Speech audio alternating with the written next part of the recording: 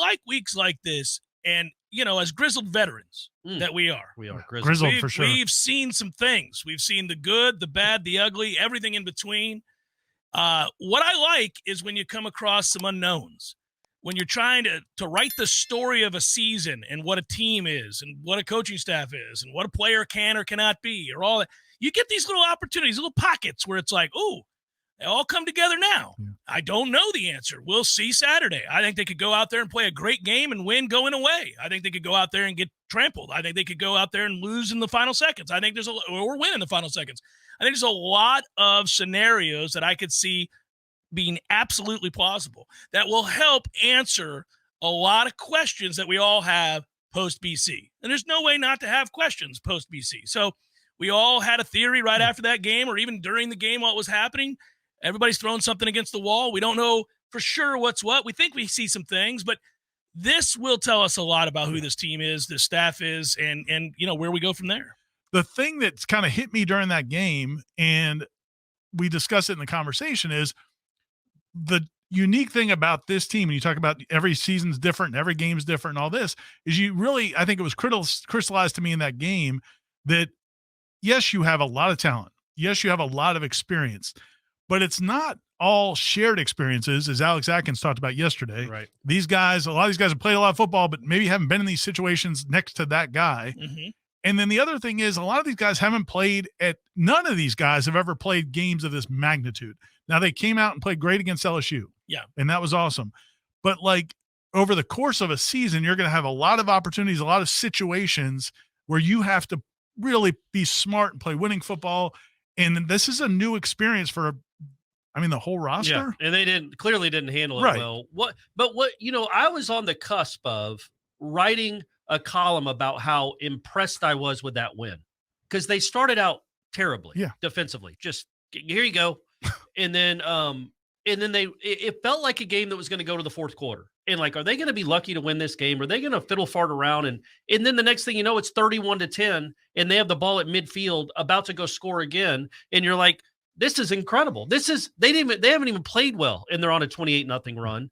And then next thing you know, you punt it in the end zone, you give up a 3rd and 17 and the avalanche happens. And I guess what I come out of that game with is I think their ceiling is just as high as it was. Yeah. They went on a 28-0 run when they didn't play well. Mm-hmm. That says a lot. Mm-hmm. Their floor is a little lower than I thought it could be. I didn't know that kind of stretch of football was in this team.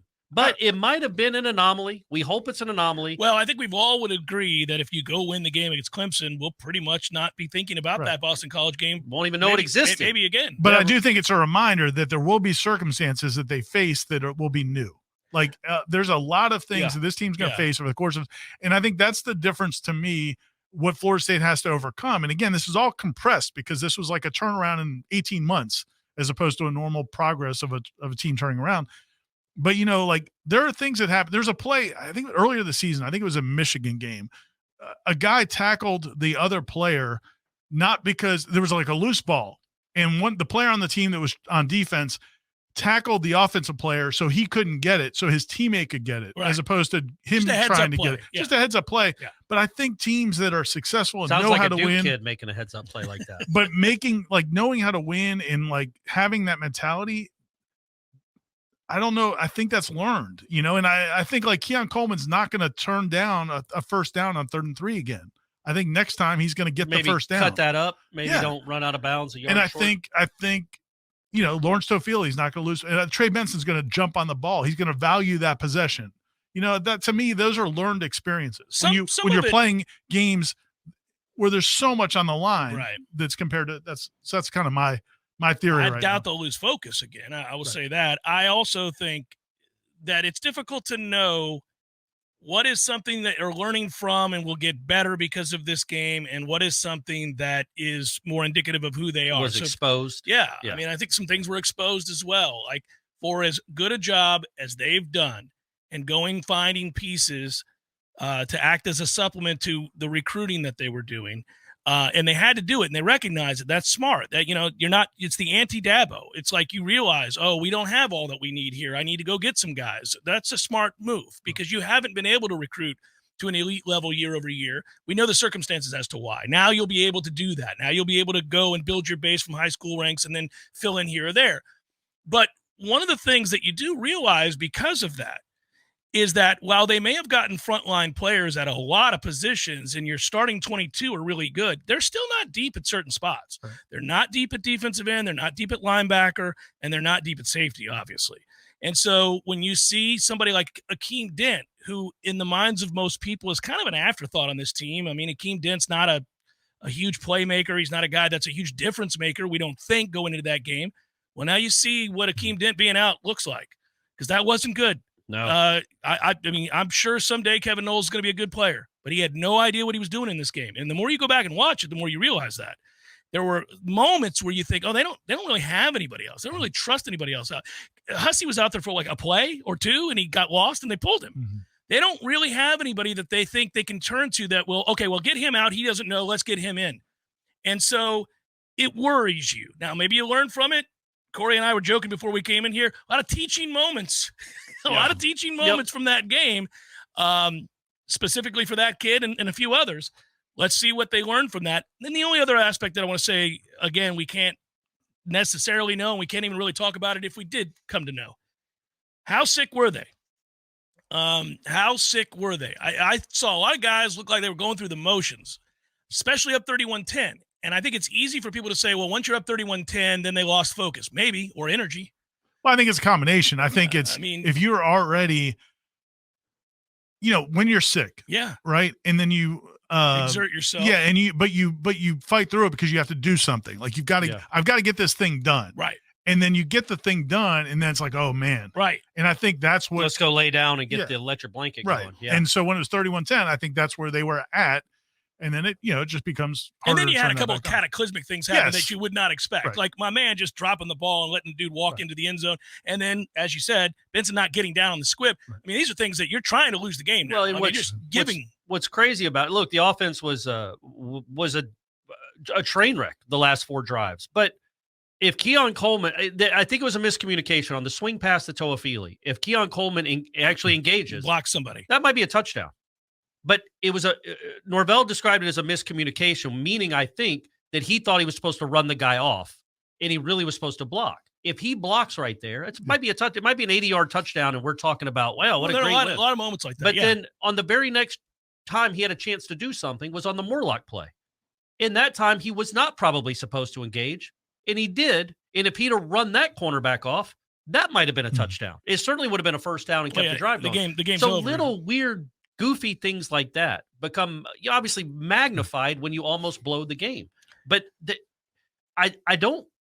It's weird, man. We were talking about it before we started. It just they got really nervous and made some mistakes that I just don't think they're going to make from here on out. Again, I've said this before. It reminded me of a 15 seed in the first round of the tournament. Almost like you said, tied 50-50 with 5 minutes to go with the 2 seed. Yeah, 2 seed starting to flip out. With the 15 seed. Yeah, the 2 seed is starting to flip out with the 15 seed. It starts doing things maybe they're not supposed they don't do. Well, if you survive that one and you somehow advance, I think you're fine. You see it all the time in basketball. It's true. I think that's I don't think the offense will look like the offense isn't going to score every drive against Clemson because it's Clemson. But the offense won't shoot itself in the foot like that. The offense is going to make plays. I think that's as bad as the offense can possibly look the rest of the season. Well, piggybacking off of that, Ira, I want your thoughts on this. I think I know my Redshirt 3-2-1. I think the offense is going to go play well. I have faith that the offense is going to go play a good football game. Mike usually has something for them, and big games, Mike does a good job of game planning. I think they'll have something for Clemson, and they'll move the ball. I need to see this defense. I need to see this defense play well and play smart and be where you're supposed to be. I think they'll simplify the game plan, first of all. But it'll be very interesting to see what the defense does. There's just, again, we're going to get some questions answered. I don't know what the answer is. They might play great. They might. I mean that. They might play great. I think the offense is something I can trust. I believe they'll move the ball. You had the perfect equation here, too, because you had an opportunity after this game to say to Jordan, we don't always have to hit the big play, man. Take the stuff that's here. And then they'll come up and we'll hit them over the top. We've got plays here. Stop. I know you've got studs. And some of these underneath plays can turn into big plays because you've got dynamic athletes. Yeah, we haven't attacked the middle of the field yet. I think, it's like this, and Hill's not even on the field. Yeah, it's odd it's about that interesting. There's a lot of stuff there where I think we've left it out on the field. And now you have evidence where you can go to your quarterback and you can say, look, I get it, man. Johnny Wilson's a talented player. Keon Coleman's a talented player. Jaheim Bell's a talented player. And more often than not, when you're seeing them downfield, you want to give them the chance to make the play. But we're missing out on all these yards right here that we could have. And now you have the film. Don't you think, though, that like part of that, like that's like Keon's now like 0 for his last 4 on those. Eventually, Jordan just on his own will be like, well, I'm not doing this anymore. Like it was awesome against LSU, but I can't keep wasting downs because I think the thought is if it's one-on-one, that's a matchup we want to exploit. But if he keeps getting beat by these cornerbacks and not coming down with the ball, you go somewhere else. I tweeted about it yesterday, but it is odd and is it wasn't inefficient. The offense was very good until it wasn't. Yeah. I mean, they scored on 5 of 6 drives. Yeah. And they had scored on 17 of their last 20 drives until that four drive stretch where they were bad. But, I don't see Jordan has done, I think, a pretty good job of not necessarily forcing the ball because they keep moving the ball and scoring. But the throw to Johnny was a real odd one. I'm talking about late in the game because at that moment, because it's you not have the second quarter for a first down, and you've got a guy right there for a first down, and you've got to keep the chains moving. It's just more of a situational awareness. Well, that's what I'm saying. Yeah. Now you have the film. You can have the conversation. Yeah, and there were 2 or 3 other throws also that there were things that were pretty open, intermediate to get the first down, keep the chains moving, and you took shots. We talked about it. The LSU game, I think it was Keon's second touchdown, the one in the right corner of the end zone. If you look at the film, he's got it wide open. Destin Hill is wide open on the left side. He might go score. He's at least going to get 15 yards. And it is a throw that any of us could have made left-handed. Right. He's that open. But he took a shot at Keon and it paid off with a touchdown. Right. So it's hard. Sometimes you get affirmation when it's not the right decision,